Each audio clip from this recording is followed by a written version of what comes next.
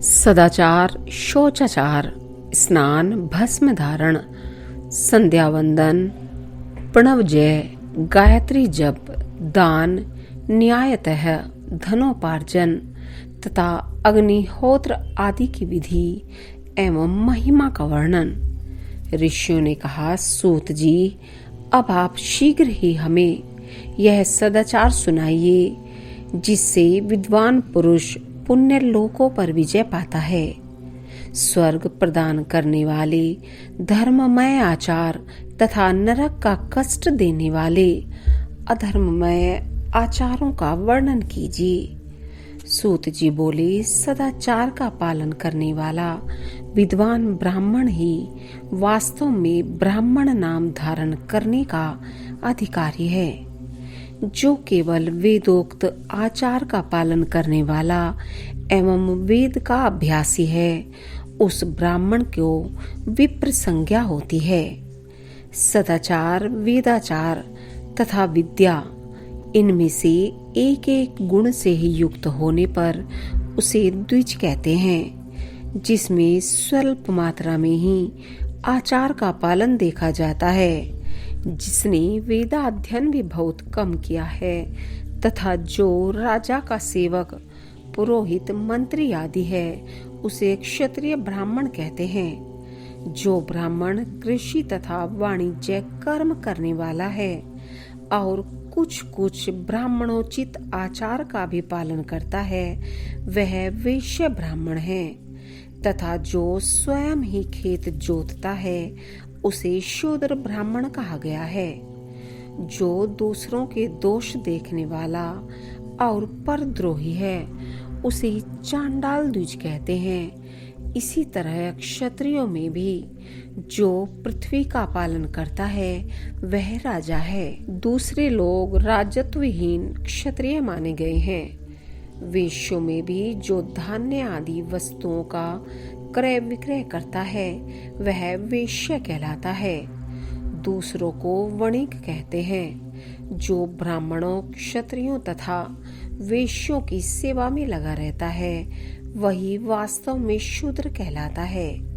जो शूद्र हल जोतने का काम करता है, उसे वृषल समझना चाहिए। सेवा, शिल्प और कर्षण से भिन्न वृत्तिका का आश्रय लेने वाले शूद्र दस्यु कहलाते हैं। इन सभी वर्णों के मनुष्यों को चाहिए कि वे ब्रह्म मुहूर्त में उठकर पूर्वाभिमुख हो सबसे पहले देवताओं का, फिर धर्म का, अर्थ का, उसकी प्राप्ति के लिए उठाए जाने वाले क्लेशों का तथा आय और व्यय का भी चिंतन करें। रात के पिछले पहर को उषा काल जानना चाहिए। उस अंतिम पहर का जो आधा या मध्य भाग है, उसे संधि कहते हैं। उस संधि काल में उठकर द्विज को मलमूत्र आदि का त्याग करना चाहिए। घर से दूर जाकर बाहर से अपने शरीर को ढके रखकर दिन में उत्तराभिमुख बैठकर मलमूत्र का त्याग करे। यदि उत्तराभिमुख बैठने में कोई रुकावट हो तो दूसरी दिशा की ओर मुख करके बैठे। जल, अग्नि, ब्राह्मण आदि तथा देवताओं का सामना बचाकर बैठे। मल त्याग करके उठने पर फिर उस मल को न देखे।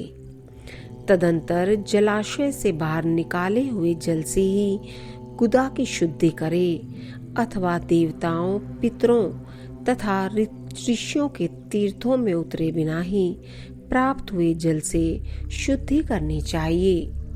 गुदा में 7, 5 या 3 बार मिट्टी लगाकर उसे धोकर शुद्ध करें। लिंग में ककोड़े के फल के बराबर मिट्टी लेकर लगाएं और उसे धो दें, परंतु गुदा में लगाने के लिए 1 पसर मिट्टी की आवश्यकता होती है। लिंग और गुदा की शुद्धि के पश्चात उठकर अन्यत्र जाएं और हाथ पैरों की शुद्धि करके 8 बार कुल्ला करें। जिस किसी वृक्ष के पत्ते से अथवा उसके पतले काष्ठ से जल के बाहर दत्वन करना चाहिए।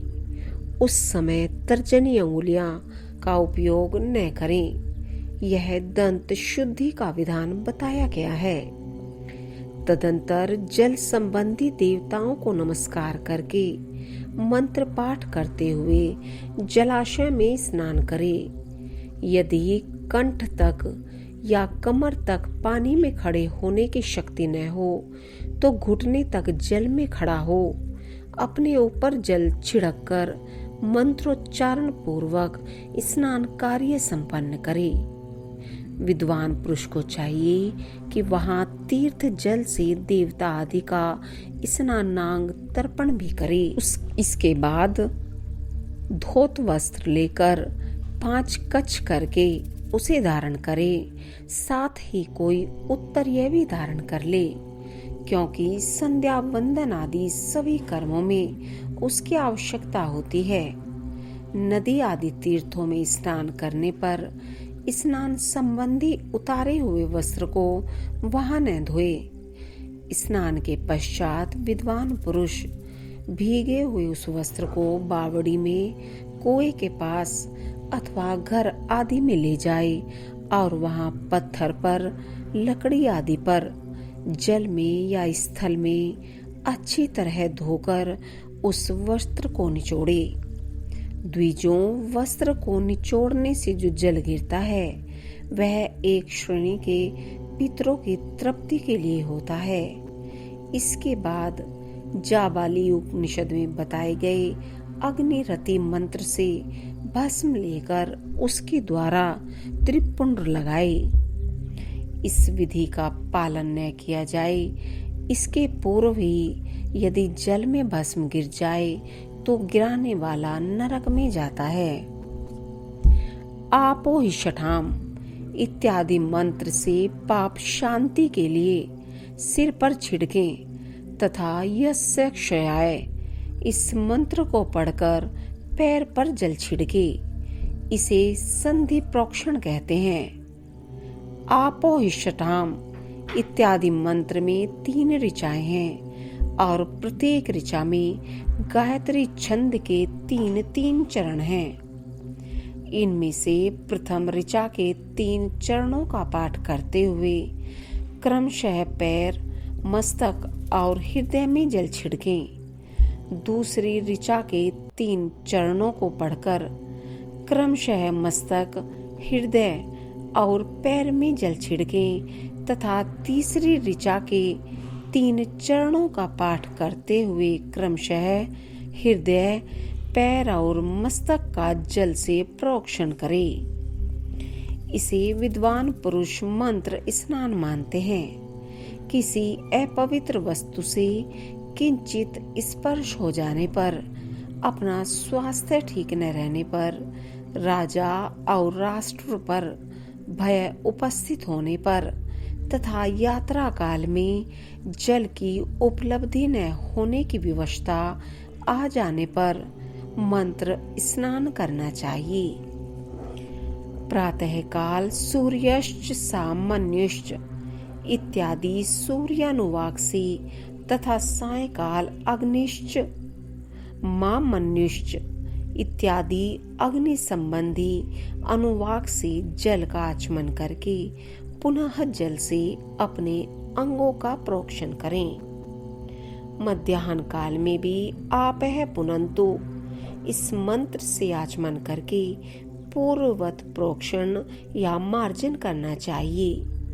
प्रातः काल की संध्योपासना में गायत्री मंत्र का जप करके 3 बार ऊपर की ओर सूर्य देव को अर्घ्य देने चाहिए। ब्राह्मणों मध्याह्न काल में गायत्री मंत्र के उच्चारण पूर्वक सूर्य को एक ही अर्घ्य देना चाहिए। फिर सायंकाल आने पर पश्चिम की ओर मुख करके बैठ जाएं और पृथ्वी पर ही सूर्य के लिए अर्घ्य दें, ऊपर की ओर नहीं। प्रातः काल और मध्याह्न के समय अंजलि में अर्घ्य जल लेकर अंगुलियों की ओर से सूर्य देव के लिए अर्घ्य दें। फिर अंगुलियों के छिद्र से ढलते हुए सूर्य को देखें तथा उनके लिए स्वतः प्रदक्षिणा करके शुद्ध आचमन करें। सायंकाल में सूर्यास्त से 2 घड़ी पहले की हुई संध्या निष्फल होती है, क्योंकि वह साय संध्या का समय नहीं है। ठीक समय पर संध्या करनी चाहिए, ऐसी शास्त्र की आज्ञा है। यदि संध्योपासना किए बिना दिन बीत जाए तो प्रत्येक समय के लिए क्रमशः प्रायश्चित करना चाहिए। यदि एक दिन बीते तो प्रत्येक बीते हुए संध्या काल के लिए नित्य नियम के अतिरिक्त 100 गायत्री मंत्र का अधिक जप करें। यदि नित्य कर्म के लुप्त हुए 10 दिन से अधिक बीत जाएं, तो उसके प्रायश्चित रूप में 1,00,000 गायत्री का जप करना चाहिए। यदि 1 मास तक नित्य कर्म छूट जाए तो पुनः अपना उपनयन संस्कार कराएं। अर्थ सिद्धि के लिए ईश, गौरी, कार्तिकेय, विष्णु, ब्रह्मा, चंद्रमा और यम का तथा ऐसे ही अन्य देवताओं का भी शुद्ध जल से तर्पण करें। फिर तर्पण कर्म को ब्रह्मार्पण करके शुद्ध आचमन करें।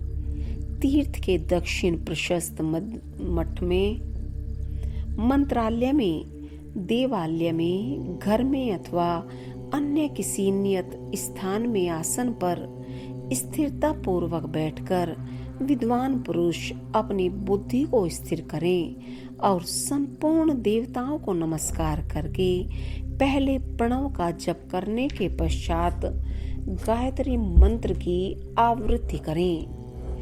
प्रणव के ए, ओ और मा, इन तीनों अक्षरों से जीव और ब्रह्मा की एकता का प्रतिपादन होता है। इस बात को जानकर प्रणव ओम का जप करना चाहिए। जप काल में यह भावना करनी चाहिए कि हम तीनों लोकों की सृष्टि करने वाले ब्रह्मा, पालन करने वाले विष्णु तथा संहार करने वाले रुद्र की, जो स्वयं प्रकाश चिन्मय है, उपासना करते हैं। यह ब्रह्म स्वरूप ओंकार हमारी कर्मेंद्रियों और ज्ञानेंद्रियों की वृत्तियों को, मन की वृत्तियों को तथा बुद्धि वृत्तियों को सदा भोग और मोक्ष प्रदान करने वाले धर्म एवं ज्ञान की ओर प्रेरित करे। प्रणव के इस अर्थ का बुद्धि के द्वारा चिंतन करता हुआ जो इसका जप करता है, वह निश्चय ही ब्रह्मा को प्राप्त कर लेता है, अथवा अर्थानुसंधान के बिना भी प्रणव का नित्य जप करना चाहिए। इससे ब्राह्मणत्व की पूर्ति होती है। ब्राह्मणत्व की पूर्ति के लिए श्रेष्ठ ब्राह्मण को प्रतिदिन प्रातः काल 1 सहस्त्र गायत्री मंत्र का जप करना चाहिए। मध्याह्न काल में 100 बार और सायंकाल में 28 बार जप की विधि है। अन्य वर्ण के लोगों को अर्थात क्षत्रिय और वैश्य को तीनों संध्याओं के समय यथासाध्य गायत्री जप करना चाहिए। शरीर के भीतर मूलाधार, स्वादिष्ठान, मणिपुर, अनाहत, आज्ञा और सहस्त्रार, ये 6 चक्र हैं। इनमें मूलाधार से लेकर सहस्त्रार तक 6 स्थानों में क्रमशः विद्येश्वर, ब्रह्मा, विष्णु, ईश, जीवात्मा और परमेश्वर स्थित है। इन सब में ब्रह्म बुद्धि करके इनकी एकता का निश्चय करें और वह ब्रह्मा मैं हूँ, ऐसी भावना पूर्वक प्रत्येक श्वास के साथ 100 अहम का जप करें। उन्हें विद्येश्वर आदि की, ब्रह्मरंध्र आदि में तथा इस शरीर से बाहर भी भावना करें। प्रकृति के विकारभूत महतत्व से लेकर पंचभूत पर्यंत तत्वों से बना हुआ जो शरीर है, ऐसे सहस्त्रों शरीरों का एक एक अज्जा गायत्री के जप से एक एक के क्रम से अतिक्रमण करके जीव को धीरे धीरे परमात्मा से संयुक्त करे। यह जप का तत्व बताया गया है। 100 अथवा 28 मंत्रों के जप से उतने ही शरीरों का अतिक्रमण होता है। इस प्रकार जो मंत्रों का जप है, इसी को आदि क्रम से वास्तविक जप जानना चाहिए। सहस्त्र बार किया हुआ जप ब्रह्मलोक प्रदान करने वाला होता है, ऐसा जानना चाहिए। 100 बार किया हुआ जप इंद्र पद की प्राप्ति कराने वाला माना गया है। ब्राह्मणेतर पुरुष आत्मरक्षा के लिए जो स्वकल्प मात्रा में जप करता है, वह ब्राह्मण के कुल में जन्म लेता है। प्रतिदिन सूर्योपस्थान करके उपयुक्त रूप से जप का अनुष्ठान करना चाहिए। 12 लाख गायत्री का जप करने वाला पुरुष पूर्ण रूप से ब्राह्मण कहा गया है। जिस ब्राह्मण ने 1 लाख गायत्री का भी जप न किया हो, उसे वैदिक कार्य में न लगाएं। 70 वर्ष की अवस्था तक नियम पालन पूर्वक कार्य करें। इसके बाद ग्रह त्याग कर संन्यास ले लें। परिवाजरक या सन्यासी पुरुष नित्य प्रातःकाल 12,000 प्रणव का जप करे। यदि एक दिन इस नियम का उल्लंघन हो जाए, तो दूसरे दिन उसके बदले में उतना मंत्र और अधिक जपना चाहिए और सदा इस प्रकार जप को चलाने का प्रयत्न करना चाहिए। यदि क्रमशः 1 मास आदि का उल्लंघन हो गया, तो 1.5 लाख जप करके उसका प्रायश्चित करना चाहिए। इससे अधिक समय तक नियम का उल्लंघन हो जाए, तो पुनः नए सिरे से गुरु से नियम ग्रहण करें। ऐसा करने से दोषों की शांति होती है, अन्यथा वह रौरव नरक में जाता है। जो सकाम भावना से युक्त गृहस्थ ब्राह्मण है, उसी को धर्म तथा अर्थ के लिए यत्न करना चाहिए। मुमुक्षु ब्राह्मण को तो सदा ज्ञान का ही अभ्यास करना चाहिए। धर्म से अर्थ की प्राप्ति होती है, अर्थ से भोग सुलभ होता है, फिर उस भोग से वैराग्य की संभावना होती है। धर्म पूर्वक उपार्जित धन से जो भोग प्राप्त होता है, उससे एक दिन अवश्य वैराग्य का उदय होता है। धर्म के विपरीत अधर्म से उपार्जित हुए धन के द्वारा जो भोग प्राप्त होता है, उससे भोगों के प्रति आसक्ति उत्पन्न होती है। मनुष्य धर्म से धन पाता है, तपस्या से उसे दिव्य रूप की प्राप्ति होती है। कामनाओं का त्याग करने वाले पुरुष के अंतःकरण की शुद्धि होती है। उस शुद्धि से ज्ञान का उदय होता है, इसमें संशय नहीं है। सत्ययुग आदि में तप को ही प्रशस्त कहा गया है, किंतु कलयुग में द्रव्य साध्य धर्म दान आदि अच्छा माना गया है। सतयुग में ध्यान से, त्रेता में तपस्या से और द्वापर में यज्ञ करने से ज्ञान की सिद्धि होती है, परंतु कलयुग में प्रतिमा भगवती ग्रह की पूजा से ज्ञान लाभ होता है। अधर्म हिंसा रूप है और धर्म सुख रूप है। अधर्म से मनुष्य दुख पाता है और धर्म से वह सुख एवं अभ्युदय का भागी होता है। दुराचार से दुख प्राप्त होता है और सदाचार से सुख। अतः भोग और मोक्ष की सिद्धि के लिए धर्म का उपार्जन करना चाहिए। जिसके घर में कम से कम 4 मनुष्य हैं, ऐसे कुटुंबी ब्राह्मणों को जो 100 वर्ष के लिए जीविका देता है, उसके लिए वह दान ब्रह्मलोक की प्राप्ति कराने वाला होता है। 1 सहस्त्र चंद्रायण व्रत का अनुष्ठान ब्रह्मलोक दायक माना गया है। जो क्षत्रिय 1 सहस्त्र कुटुंब को जीविका और आवास देता है, उसका वह कर्म इंद्रलोक की प्राप्ति कराने वाला होता है। 10,000 कुटुंबों को दिया हुआ आश्रयदान ब्रह्मलोक प्रदान करता है।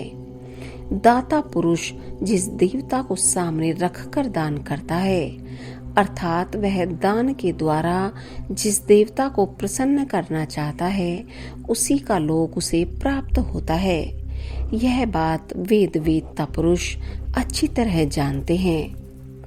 धनहीन पुरुष सदा तपस्या का उपार्जन करे, क्योंकि तपस्या और तीर्थ सेवन से अक्षय सुख पाकर मनुष्य उसका उपभोग करता है। अब मैं न्यायतः धन के उपार्जन की विधि बता रहा हूँ। ब्राह्मण को चाहिए कि वह सदा सावधान रहकर विशुद्ध प्रतिग्रह तथा याजन आदि से धन का अर्जन करे। वह इसके लिए कहीं दीनता न दिखाए और न अत्यंत कलेशदायक कर्म ही करे। क्षत्रिय बाहुबल से धन का उपार्जन करे और वैश्य कृषि एवं गौरक्षा से। न्यायोपार्जित धन का दान करने से दाता को ज्ञान की सिद्धि प्राप्त होती है। ज्ञान सिद्धि द्वारा सब पुरुषों को गुरु कृपा मोक्ष सिद्धि सुलभ होती है।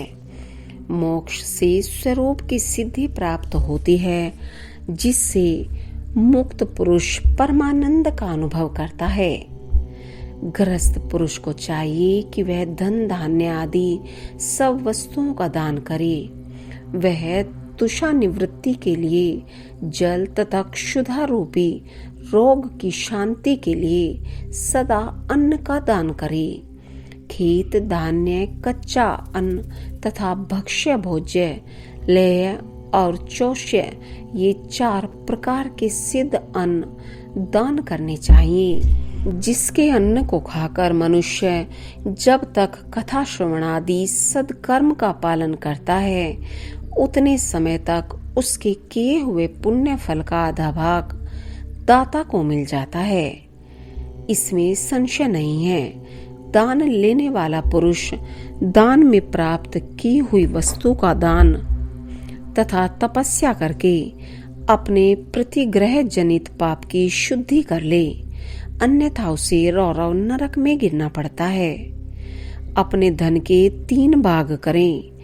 1 भाग धर्म के लिए, दूसरा भाग वृद्धि के लिए तथा तीसरा भाग अपने उपभोग के लिए। नित्य, नैमित्तिक और काम्य, ये तीनों प्रकार के कर्म धर्मार्थ रखे हुए धन से करे।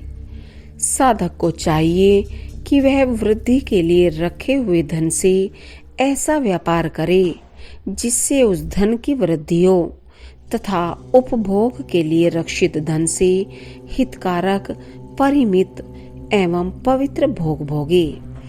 खेती से पैदा किए हुए धन का 10वां अंश दान कर दे। इससे पाप की शुद्धि होती है। शेष धन से धर्म, वृद्धि एवं उपभोग करें, अन्यथा वह रौरव नरक में पड़ता है, अथवा उसकी बुद्धि पाप पूर्ण हो जाती है या खेती ही चौपट हो जाती है। वृद्धि के लिए किए गए व्यापार में प्राप्त हुए धन का 6ठा भाग दान कर देने योग्य है। बुद्धिमान पुरुष अवश्य उसका दान कर दे। विद्वान को चाहिए कि वह दूसरों के दोषों का बखान न करे। ब्राह्मणों दोषवश दूसरों के सुने या देखे हुए छिद्र को भी प्रकट न करे। विद्वान पुरुष ऐसी बात न कहे जो समस्त प्राणियों के हृदय में रोष पैदा करने वाली हो। ऐश्वर्य की सिद्धि के लिए दोनों संध्याओं के समय अग्निहोत्र कर्म अवश्य करें। जो दोनों समय अग्निहोत्र करने में असमर्थ हो, वह एक ही समय सूर्य और अग्नि को विधि पूर्वक दी हुई आहुति से संतुष्ट करे। चावल, धान्य, घी, फल, कंद तथा हविष्य, इनके द्वारा विधि पूर्वक स्थाली पाक बनाए तथा यथोचित रीति से सूर्य और अग्नि को अर्पित करें। यदि हविष्य का अभाव हो तो प्रधान होम मात्र करें। सदा सुरक्षित रहने वाली अग्नि को विद्वान पुरुष अजस्व की संज्ञा देते हैं अथवा संध्या काल में जप मात्र या सूर्य की वंदना मात्र कर लें। आत्मज्ञान की इच्छा वाले तथा धनार्थी पुरुषों को भी इस प्रकार विधिवत उपासना करनी चाहिए, जो सदा ब्रह्म यज्ञ में तत्पर होते हैं, देवताओं की पूजा में लगे रहते हैं, नित्य अग्नि पूजा एवं गुरु पूजा में अनुरक्त होते हैं तथा ब्राह्मणों को तृप्त किया करते हैं। वे सब लोग स्वर्ग लोक के भागी होते हैं।